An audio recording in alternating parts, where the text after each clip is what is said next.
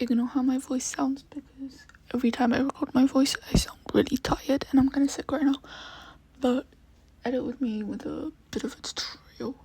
So first I export my audio, and then I like to put my clips on, like, I just like find the beat and then I cut my clips on the beat. And then here I like put a keyframe where the beat starts, so then I can like, and then I like zoom in on the clip, so it's, I don't know, I zoom in on the clip. And then here I'm doing like Scooby shake. I don't know how to explain it, so just watch it.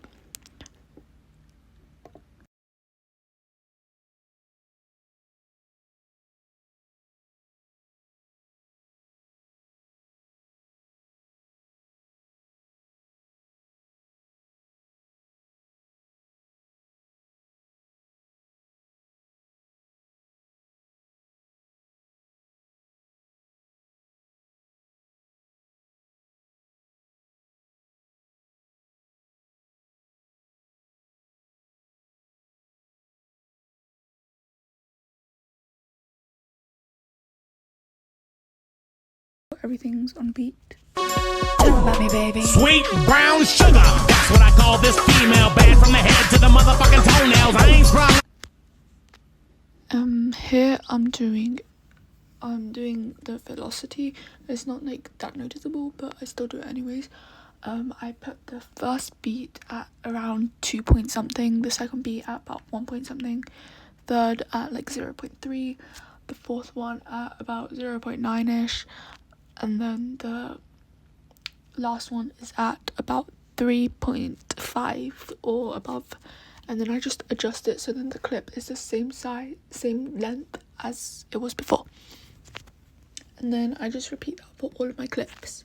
Sweet brown sugar, that's what I call this female. Bad from the head to the motherfucking toenails. For zooms, I put one keyframe at the start and I leave it how it is, and then one keyframe at the end and I leave it the same, and then I put one keyframe sort of towards the end but in the middle, and I put it on, I just like zoom in a bit.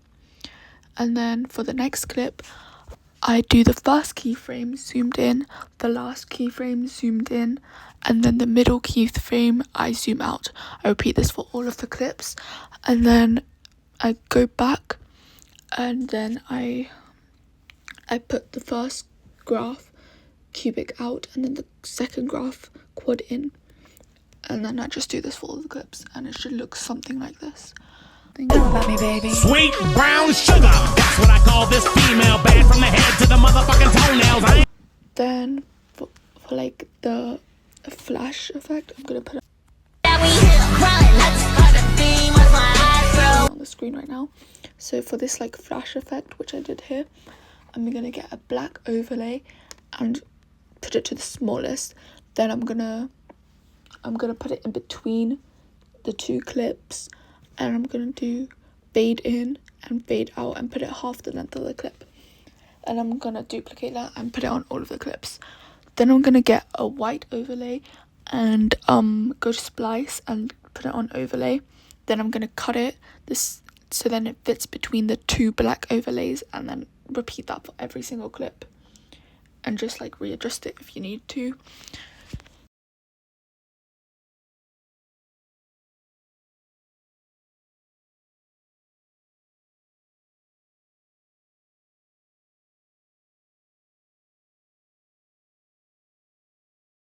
Brown sugar, that's what I call this female. Bad from the head to the motherfucking toenails. I ain't. Then for the X-ray transition, I duplicate the clip and then I set it as an overlay. Then I go to adjust and I set the graphs like this. Then I go to mask, and then I'm too lazy to explain this, so just like copy what I do. Then I played around with the graphs a bit, and in the end I chose quad in, I think. And then I did the same for the clip after it, but instead I invert the mask and I put cubic out for the graph.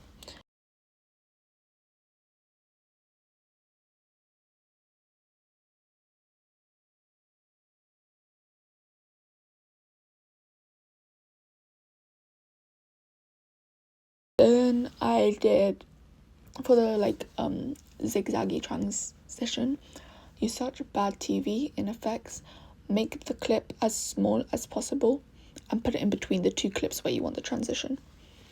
Then set the object to all.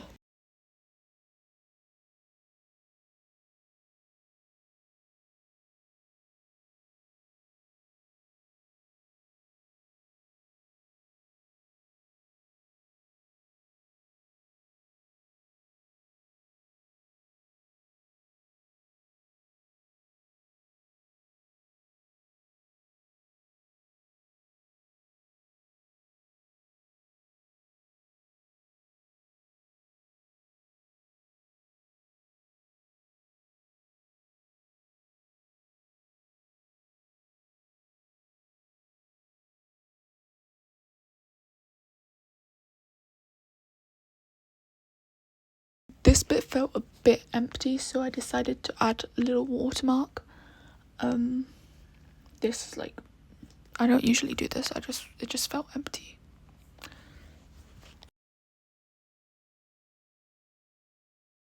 So now I'm gonna do the text. I just need to clear it into my colouring, which I'm using this Angel Gaze for, and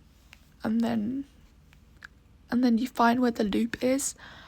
You just add like your loop effect that you want. I use the Chrome Blur. You can use something else if you import it into my panning and then export that. Thank you for watching. I hope this helped.